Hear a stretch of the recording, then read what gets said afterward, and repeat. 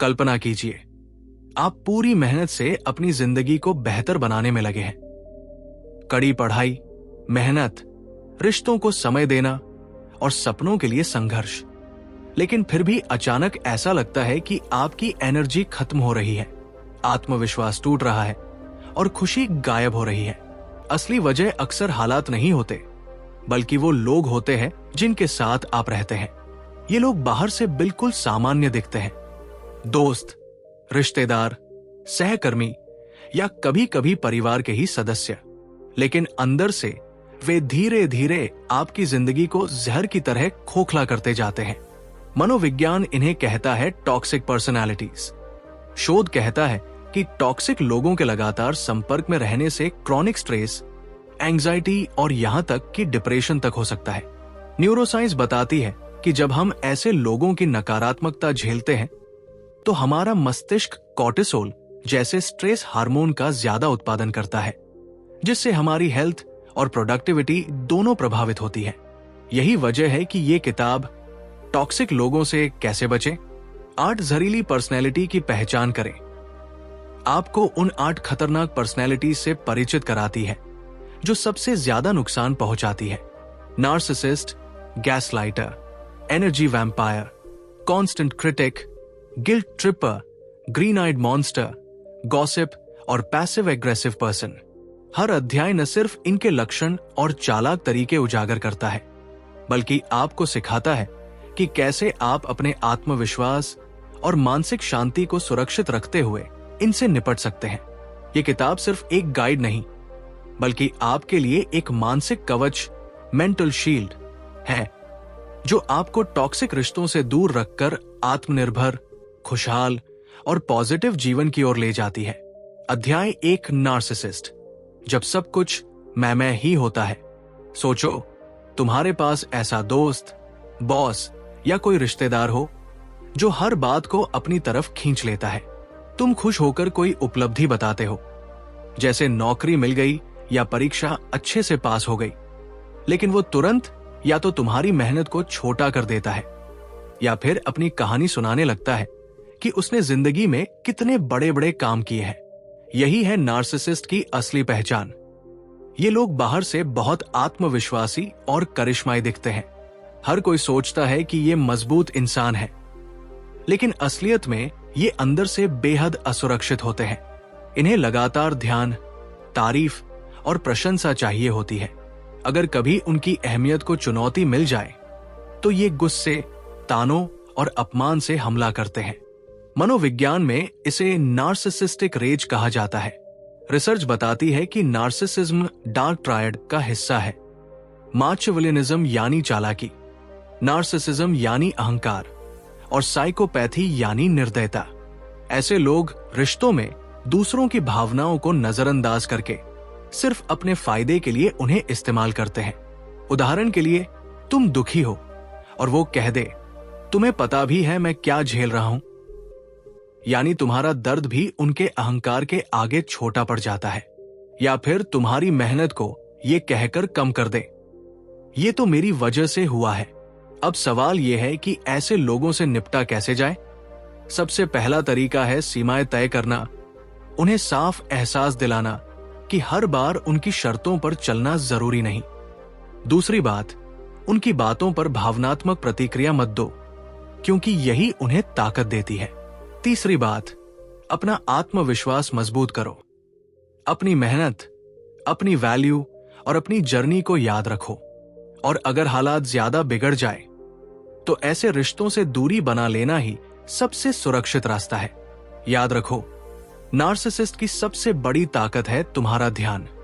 जैसे ही तुम अपनी एनर्जी उनसे हटा लेते हो, उनका असर धीरे धीरे खत्म होने लगता है। अध्याय 2, गैसलाइटर। जब हकीकत पर शक होने लगे। सोचो, तुमने किसी को साफ साफ कुछ कहा, लेकिन बाद में वही इंसान पलटकर कहे, तुमने ऐसा कब कहा था, मुझे तो याद ही नहीं। या फिर तुम किसी घटना को साफ याद करते हो और सामने वाला तुम्हें ही शक में डाल दे कि शायद तुम्हारी याददाश्त गलत है। यही है गैसलाइटिंग, एक खतरनाक मानसिक खेल जहां धीरे धीरे तुम्हें अपनी ही हकीकत पर भरोसा करना मुश्किल लगने लगता है। गैसलाइटिंग करने वाले लोग बार बार झूठ बोलते हैं, तथ्यों को तोड़मरोड़ कर पेश करते हैं और तुम्हें इतना कंफ्यूज कर देते हैं कि तुम अपनी ही सोच और भावनाओं पर शक करने लगते हो। अक्सर वे कहते हैं, तुम बहुत ज्यादा सोचते हो, ऐसा कुछ हुआ ही नहीं था, या तुम्हें ही गलतफहमी है। बार बार ये बातें सुनने के बाद इंसान खुद को ही दोषी मानने लगता है और धीरे धीरे उसकी आत्मछवि टूटने लगती है। मनोविज्ञान बताता है कि लगातार गैसलाइटिंग का शिकार होने से आत्मविश्वास गिर जाता है। व्यक्ति अपनी वास्तविकता को लेकर असुरक्षित महसूस करने लगता है और लंबे समय तक ये स्थिति डिप्रेशन या एंजाइटी तक पहुंचा सकती है। सोचो, अगर तुम्हारा पार्टनर तुम्हें धोखा दे और सबूत होने के बाद भी कहे तुम्हें वह सब सपना आया था, या कोई बॉस तुम्हें गलती के लिए डांटे और बाद में साफ इनकार कर दे कि उसने कुछ कहा ही नहीं। ऐसे में धीरे धीरे तुम खुद सोचने लगते हो कि शायद सचमुच गलती तुम्हारी ही है। अब सवाल है, इससे बचा कैसे जाए? सबसे पहले अपनी यादों का रिकॉर्ड रखना शुरू करो। डायरी लिखो, चैट सेव करो या ईमेल का बैकअप रखो। इससे तुम्हें अपने सच का सबूत मिलता रहेगा। भरोसेमंद लोगों से बात करो ताकि तुम्हें वास्तविकता का समर्थन मिले और तुम अकेले महसूस न करो।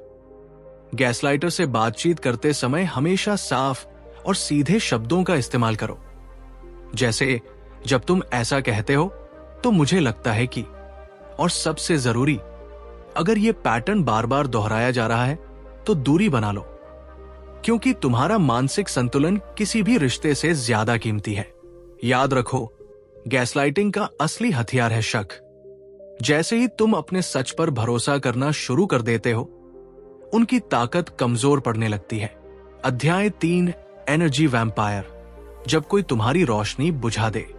सोचो, तुम्हारा दिन बिल्कुल अच्छा चल रहा है, मन हल्का है, सारे काम पूरे हो चुके हैं और भीतर एक सुकून सा है। लेकिन जैसे ही किसी खास इंसान से मुलाकात होती है, अचानक सब बदल जाता है। मूड गिर जाता है, थकान छा जाती है, चिड़चिड़ापन बढ़ जाता है और दिल में एक अजीब सा खालीपन महसूस होने लगता है, जैसे किसी ने तुम्हारी सारी एनर्जी चूस ली हो। यही है एनर्जी वैम्पायर्स। ऐसे लोग जो दूसरों की भावनात्मक शक्ति पर जीते हैं। ये लोग अक्सर हर बातचीत को नकारात्मक बना देते हैं। उनके पास हमेशा कोई न कोई समस्या होती है और वे चाहते हैं कि दुनिया उनकी परेशानियों को सुने। वे बार बार तुम्हें दोषी भी महसूस करा सकते हैं, जैसे तुम मेरे लिए कभी वक्त नहीं निकालते या तुम्हें मेरी तकलीफों की परवाह ही नहीं। धीरे धीरे तुम्हें लगने लगता है कि उनकी मदद करना तुम्हारी जिम्मेदारी है और इसी चक्कर में तुम खुद को थका डालते हो। मनोविज्ञान मानता है कि एनर्जी वैम्पायर का असर बिल्कुल वास्तविक होता है। लगातार ऐसे लोगों के संपर्क में रहने से क्रॉनिक स्ट्रेस, नींद की कमी और यहां तक कि बर्नआउट तक हो सकता है। तुम्हारा दिमाग इमोशनल ड्रेन की स्थिति में पहुंच जाता है, जहां चाहकर भी फोकस नहीं कर पाते और जीवन से खुशी धीरे धीरे रिसने लगती है। उदाहरण के लिए, एक सहकर्मी जो हर मीटिंग में सिर्फ शिकायत करता है और दूसरों की मेहनत को छोटा साबित करता है, या कोई दोस्त जो हर बार सिर्फ अपने दुख सुनाता है और तुम्हारी बातें अनसुनी कर देता है। धीरे धीरे उनकी मौजूदगी ही बोझ लगने लगती है। अब सवाल है, बचाव कैसे करें? सबसे पहले अपनी सीमाएं तय करो। हर बार उनके लिए उपलब्ध रहना जरूरी नहीं। बातचीत का समय सीमित रखो और अगर वे बार बार नकारात्मक बातें दोहराएं तो विषय बदल दो। साथ ही अपनी एनर्जी को रिचार्ज करने के लिए सेल्फ केयर अपनाओ। ध्यान, व्यायाम या वो गतिविधियां जो तुम्हें पॉजिटिविटी देती है। और अगर वे लगातार तुम्हारी भावनाओं को थकाते रहते हैं और सुधार की कोई उम्मीद नहीं दिखती, तो उनसे दूरी बना लेना ही सबसे बेहतर रास्ता है। याद रखो, एनर्जी वैम्पायर का असली हथियार है तुम्हारी सहानुभूति। जैसे ही तुम संतुलन सीख लेते हो और अपनी एनर्जी की रक्षा करना शुरू कर देते हो, उनकी ताकत धीरे धीरे कमजोर पड़ जाती है। अध्याय 4, कांस्टेंट क्रिटिक। जब हर उपलब्धि छोटी साबित कर दी जाए। सोचो, तुमने बहुत मेहनत करके कोई काम पूरा किया है, दिल में खुशी है, मन में संतोष है और उम्मीद है कि कोई तुम्हारी तारीफ करेगा। लेकिन तभी एक ठंडी सी आवाज आती है, ठीक है, लेकिन इसमें ये गलती रह गई, या इतना तो कोई भी कर सकता है। यही है कांस्टेंट क्रिटिक, वो इंसान जिसकी नजर हमेशा तुम्हारी कमियों पर अटकी रहती है और जिसे तुम्हारे प्रयासों में कभी संतोष नहीं मिलता। ऐसे लोग शायद ही कभी तुम्हारी मेहनत की कदर करते हैं। उनकी आदत होती है हर बार तुम्हारे काम, तुम्हारे लुक्स या तुम्हारे फैसलों में कमी निकालने की। धीरे धीरे ये लगातार आलोचना तुम्हारे आत्मविश्वास को खोखला करने लगती है। तुम सोचने लगते हो कि शायद सचमुच मैं काफी अच्छा नहीं हूं, शायद मेरी मेहनत वाकई बेकार है। शोध बताता है कि लगातार आलोचना झेलने से इंसान की सेल्फ एस्टीम गिर जाती है, दिमाग ओवरथिंकिंग में फंस जाता है, एंजाइटी बढ़ जाती है और हर छोटे निर्णय पर सेल्फ डाउट हावी हो जाता है। हैरानी की बात यह है कि कई बार ये आलोचक खुद गहरे असुरक्षित होते हैं और दूसरों की कमियां गिनाकर अपने अहंकार को बचाने की कोशिश करते हैं। उदाहरण के लिए, ऑफिस में कोई सहकर्मी कह दे, अच्छा किया, लेकिन प्रेजेंटेशन और बेहतर हो सकता था, जबकि वो खुद मदद करने के लिए कभी आगे नहीं आया।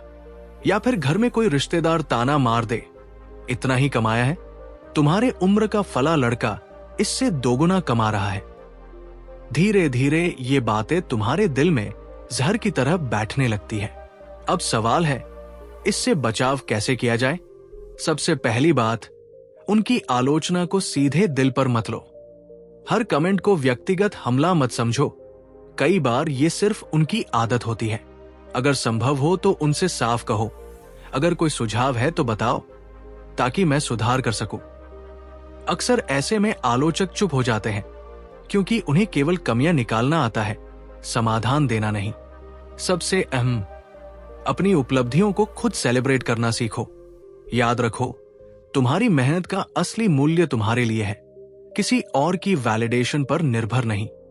और अगर उनकी आलोचना जहर की तरह तुम्हारे मन में फैलने लगे, तो उनसे दूरी बना लेना ही सबसे सही विकल्प है। याद रखो, कांस्टेंट क्रिटिक का असली हथियार है तुम्हारा सेल्फ डाउट। जैसे ही तुम खुद पर भरोसा करना सीख जाते हो, उनकी बातें महज हवा बनकर कानों से निकल जाती है और तुम्हारा आत्मविश्वास फिर से चमकने लगता है। अध्याय 5, गिल्ट ट्रिपर, जब ना कहना गुनाह लगने लगे। सोचो, तुमने किसी वजह से साफ ना कहा, लेकिन सामने वाला तुरंत ताना मार दे, ठीक है, तुमने तो हमेशा मुझे निराश किया है। या फिर कहे, मेरे लिए इतना भी नहीं कर सकते, मैंने तुम्हारे लिए कितनी कुर्बानियां दी हैं। ये शब्द सुनते ही तुम्हें भीतर अपराध बोध होने लगता है और तुम अपनी इच्छा के खिलाफ जाकर भी उनकी बात मान लेते हो। यही है गिल्ट ट्रिपर्स, वे लोग जो दूसरों की भावनाओं से खेलकर उन्हें अपराधी जैसा महसूस करवाते हैं।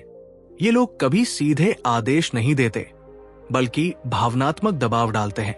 उनकी चाल यही होती है कि तुम उनकी उम्मीदों पर खरे न उतर सको और फिर वही कमी निकालकर तुम्हें दोषी महसूस करवाए।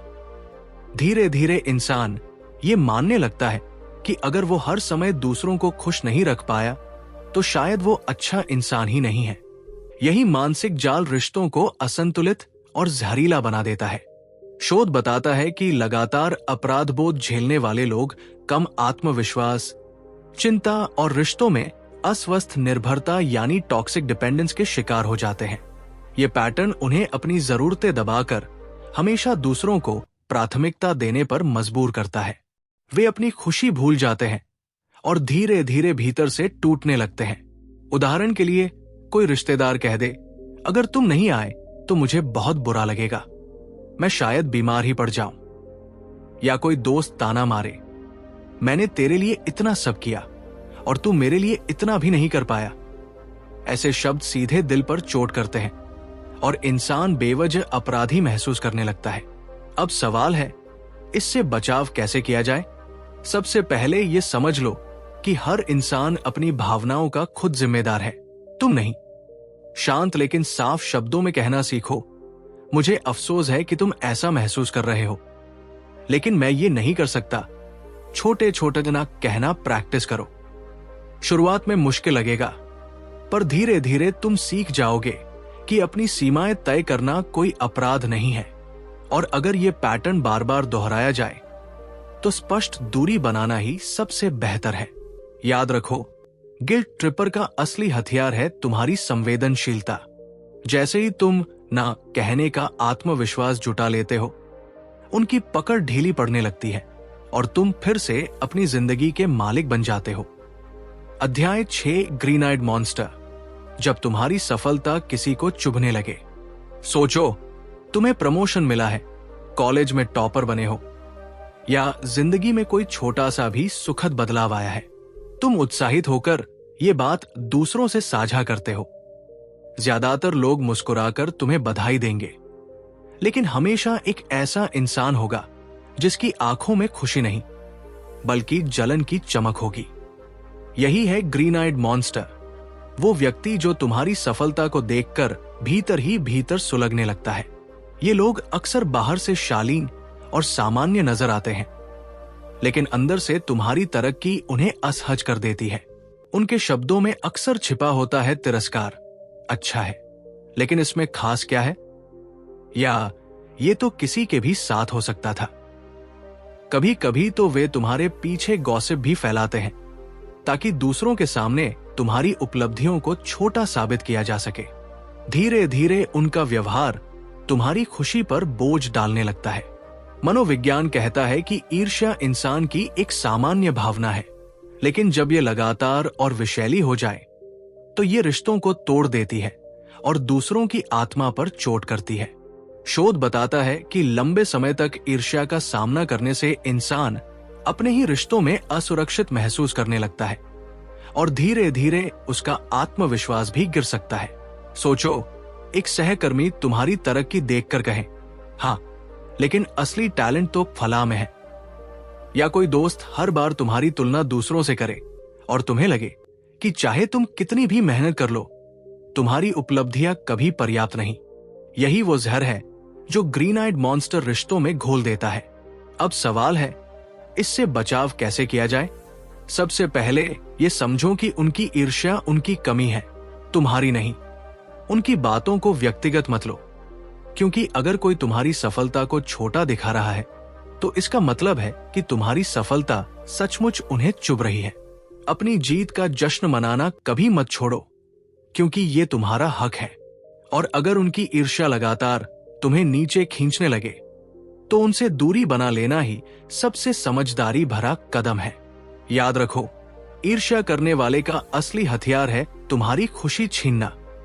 जैसे ही तुम बिना शर्मिंदगी के अपनी उपलब्धियों को जीना सीख जाते हो, उनकी जलन सिर्फ उनकी समस्या रह जाती है, तुम्हारी नहीं। अध्याय 7, गॉसिप। जब शब्द हथियार बन जाते हैं। सोचो, ऑफिस, कॉलेज या मोहल्ले की चाय की टपरी पर बैठे हो और अचानक तुम्हारे बारे में कोई ऐसी बात सुनते हो जो तुमने कभी कही ही नहीं, या कोई निजी राज जिसे तुमने भरोसे में साझा किया था अब सबकी जुबान पर घूम रहा है। यही है गॉसिप करने वाला इंसान, जो दूसरों की छवि बिगाड़ने और अफवाहें फैलाने में माहिर होता है। ये लोग सामने से मुस्कुराकर दोस्ती जताते हैं, लेकिन पीछे से तुम्हारे बारे में झूठी कहानियां गढ़ते हैं। वे छोटी सी बात को बढ़ा चढ़ाकर पेश करते हैं ताकि मजाक बने या दूसरों की नजर में तुम्हारी इज्जत कम हो। उनकी जुबान पर हमेशा वही वाक्य होते हैं, अरे मैंने तो बस सुना है, या सब यही बोल रहे हैं। इस बहाने वे अपनी जहरभरी बातें फैलाते रहते हैं और धीरे धीरे उनका झूठ सच जैसा दिखने लगता है। शोध बताता है कि लगातार गॉसिप और अफवाहें झेलने से इंसान का सोशल कॉन्फिडेंस टूट सकता है। लंबे समय तक ये पैटर्न व्यक्ति को अलग थलग और असुरक्षित बना देता है। समाजशास्त्र में इसे कैरेक्टर असैसिनेशन यानी चरित्र हत्या कहा जाता है, क्योंकि इसमें किसी की मेहनत और इज्जत को शब्दों से कुचल दिया जाता है। सोचो, ऑफिस में कोई सहकर्मी कह दे, सुना है बॉस को इसका काम उतना अच्छा नहीं लगा, जबकि सच्चाई बिल्कुल उलट हो। या कॉलेज में कोई तुम्हारे बारे में फैला दे कि ये तो सिर्फ दूसरों की मदद से पास हुआ है, जबकि हकीकत यह है कि तुमने असली मेहनत की हो। ऐसे झूठ धीरे धीरे इंसान को तोड़ देते हैं। अब सवाल है, बचाव कैसे करें? सबसे पहले, अफवाह पर तुरंत विश्वास मत करो। हर बार पूछो, ये तुमने कहां से सुना? भरोसेमंद लोगों से सीधे संवाद करो ताकि सच्चाई साफ रहे। गॉसिप करने वालों से दूरी बनाएं, क्योंकि जो आज दूसरों पर जहर उगल रहा है, कल तुम्हारे बारे में भी वही करेगा। और सबसे जरूरी, अपने काम और अपनी इमेज को इतना मजबूत बनाओ कि किसी की गॉसिप का असर तुम्हें हिला न सके। याद रखो, गॉसिप करने वाले का असली हथियार है भरोसा तोड़ना। जैसे ही तुम सच और ईमानदारी के साथ डटकर खड़े हो जाते हो, उनकी अफवाहें महज शोर बनकर रह जाती हैं। आवाज तो करती है, लेकिन तुम्हें गिरा नहीं सकती। अध्याय 8, पैसिव एग्रेसिव पर्सन। जब नाराजगी मुस्कान के पीछे छुपी हो। सोचो, तुमने किसी से मदद मांगी और उसने तुरंत हामी भर दी, लेकिन जब असली वक्त आया तो उसने काम अधूरा छोड़ दिया या इतनी देर कर दी कि उसका कोई मतलब ही न रहा। ऊपर से मुस्कुराकर कहेगा, अरे मैंने तो कोशिश की थी, पर तुम ही खुश नहीं रहते। यही है पैसिव एग्रेसिव पर्सन, जो सीधे विरोध करने की बजाय छुपकर अपनी नाराजगी निकालता है। ये लोग बाहर से हमेशा ठीक है, जैसा तुम चाहो का नकाब पहनते हैं, लेकिन भीतर से असंतोष और झुंझलाहट से भरे रहते हैं। कभी काम टालते हैं, कभी जानबूझकर अधूरा छोड़ते हैं, और कभी मीठे बोलों में ताने छुपाकर गुस्सा जाहिर करते हैं। असली समस्या यह है कि ये लोग कभी सीधे नहीं बताते कि उन्हें क्या तकलीफ है, बस अपने व्यवहार से दूसरों को सजा देते रहते हैं। मनोविज्ञान बताता है कि पैसिव एग्रेसिव व्यवहार अक्सर असुरक्षा, डर और संवाद की कमी से पैदा होता है। सीधे ना न कह पाने की वजह से ये लोग अप्रत्यक्ष तरीके से विरोध करते हैं। लगातार ऐसे व्यवहार का सामना करने से रिश्तों में तनाव, गलतफहमियां और भरोसे की कमी पनपने लगती है। धीरे धीरे ये चुप्पी भरा गुस्सा हर रिश्ते की नींव को खोखला कर देता है। उदाहरण लो, कोई सहकर्मी हर बार डेडलाइन मिस करे और बहाना यही बनाए कि ओह मैं तो भूल गया था, या फिर कोई दोस्त पहले मीठे बोल में हाँ कर दे, लेकिन बाद में ताना मारे, मैंने तो तुम्हारे लिए किया ही था, लेकिन तुम तो कभी खुश नहीं होते। ऐसे व्यवहार से सामने वाला लगातार असहज और परेशान महसूस करता है। अब सवाल है, इससे बचाव कैसे किया जाए? सबसे पहले उनके संकेतों को हल्के में मत लो। अगर कोई बार बार अधूरा काम कर रहा है तो साफ पूछो, क्या तुम वाकई इस काम में सहज हो? अपनी अपेक्षाएं स्पष्ट करो। जरूरत पड़े तो लिखित या पक्के संवाद का सहारा लो, ताकि बाद में कोई बहाना न बन सके। शांत रहकर उनसे ईमानदारी की मांग करो। अगर तुम्हें यह काम नहीं करना था तो मुझे सीधे बता देते, और अगर यह पैटर्न कभी नहीं बदलता तो उनके साथ अपनी सीमाएं तय करना बेहद जरूरी है। याद रखो, पैसिव एग्रेसिव व्यक्ति का असली हथियार है चुप्पी में छुपा गुस्सा। जैसे ही तुम सीधेपन और स्पष्टता से जवाब देना सीख जाते हो, उनकी चालें असर खो देती है और तुम्हारा आत्मविश्वास फिर से मजबूत खड़ा हो जाता है। जिंदगी की सबसे बड़ी सच्चाई यही है कि हम अपना परिवार नहीं चुन सकते, अपने सहकर्मी नहीं चुन सकते, और कई बार तो दोस्त भी हालात ही तय कर देते हैं। लेकिन एक चीज हमेशा हमारे हाथ में रहती है, हम किन रिश्तों को अपने मन और आत्मा में जगह देंगे। इस किताब ने हमें आईना दिखाया कि कैसे अलग अलग चेहरे, narcissist, gaslighter, energy vampire, constant critic, guilt tripper, green eyed monster, gossip और पैसिव एग्रेसिव पर्सन धीरे धीरे हमारी मानसिक शांति और आत्मविश्वास को खोखला कर देते हैं। इनका जहर बाहर से नहीं, भीतर से असर करता है। जितनी देर हम इन्हें अनदेखा करते हैं, उतनी गहरी चोट ये हमारी आत्मा पर छोड़ जाते हैं। लेकिन अब आपके पास रास्ता है। सीमाएं तय करना सीखो, अपने सच पर भरोसा करना सीखो। ना कहना अपराध नहीं, बल्कि आत्म सुरक्षा है, ये याद रखो। और सबसे जरूरी, अपने अंदर इतना आत्मविश्वास जगाओ कि कोई भी टॉक्सिक इंसान तुम्हें अपनी सोच पर शक न करवा सके। याद रखो, स्वस्थ रिश्ते वो हैं जो तुम्हें ऊपर उठाते हैं, न कि बार बार नीचे गिराते हैं। जिंदगी बहुत कीमती है, इसे उन लोगों पर खर्च करने के लिए जो तुम्हारी रोशनी बुझाना चाहते हैं। अगर तुमने इस किताब के पाठों को अपनाया तो ये सिर्फ टॉक्सिक लोगों से बचने का गाइड नहीं रहेगा, बल्कि तुम्हारे लिए एक मानसिक कवच बन जाएगा जो तुम्हें आत्मविश्वास, शांति और पॉजिटिविटी से भर देगा।